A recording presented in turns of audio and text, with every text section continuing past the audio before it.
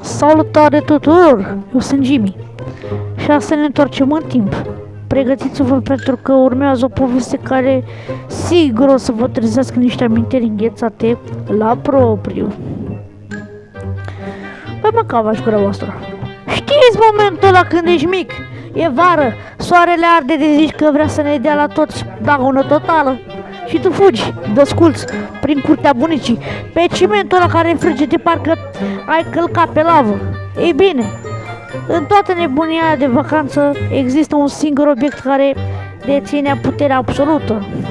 Un obiect care nu e doar un aparat electrocasnic și un adevărat portal către fericire. Frigiderul Mamaia.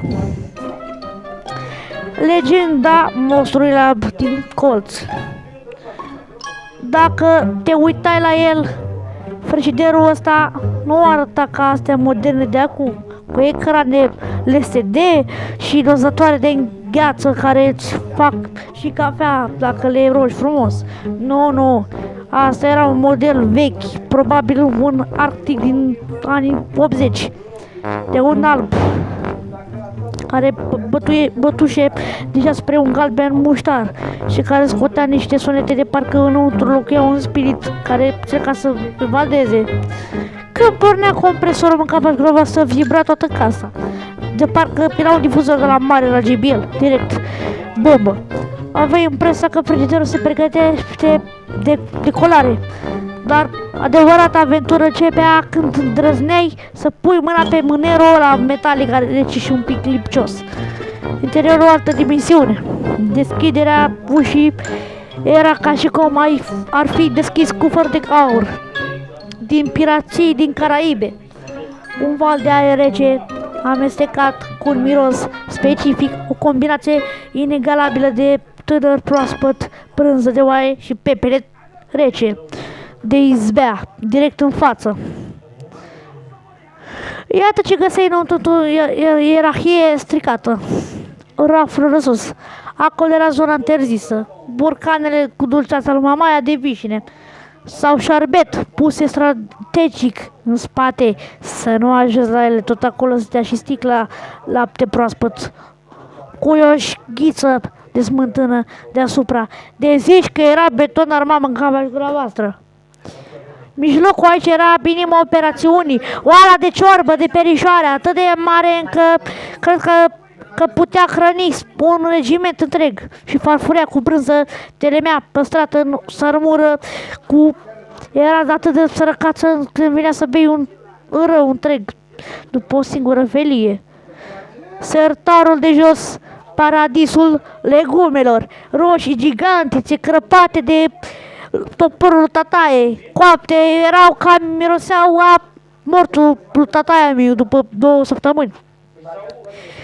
Începau la 2 degete, ești de bun, mâncava și grobastră. Ușa frigiderului, mă frate, aici era adevărata loterie, ca și cum. Găsai untul ăla dar ca piatra pe care mama încerca să-l întindă pe pâine și de multe ori rupea felia cu totul, mâncava și gura voastră. Era atât de tare fică câteva o de țară cu coajă plină de paie și desigur sticlă cu apă de la gheață. Capcana congelatorului.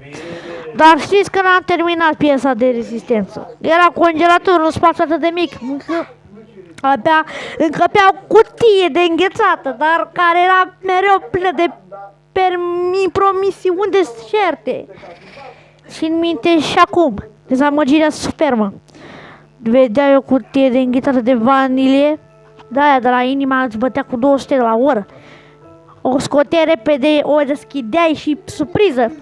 Era plină cu mărar tocat sau cu perișoare făcute în avans. Cred că asta a fost prima lecție de viață despre cum aparențele înșală. În fine, ritualul închiderii. Și nu puteai pur și simplu să închizi ușa, trebuia să o trântești ca o anumită și îl trezeai pe tata și te bătea cu cureaua în capaș. Efectiv, garnitura aia bătrână nu prindea și te trezeai cu bunica stricând din grădină. Închide, mamă, ușa, bine că scapă frigă să se strică mâncarea. Frigiderul ăla Era mai mult decât un obiect, era martorul tuturor gustărilor furate la miezul nopții de la Halloween. Era un loc unde găseai mereu ceva de bun. Credeai că nu mi-e nimica și era prietenul nostru, cel mai bun în zilele caniculare. Voi vă mai aduceți aminte de frigiderul bunicilor voștri? Aveți și voi cutii de înghețată pline de pătrunjel sau mărar. Scrieți în comentariu pentru că sunt curios să vă citesc poveștile. Ți-ar plăcea să scrie o poveste similară despre ce scrieți voi în comentarii? Eu am fost Dimi și vă pup!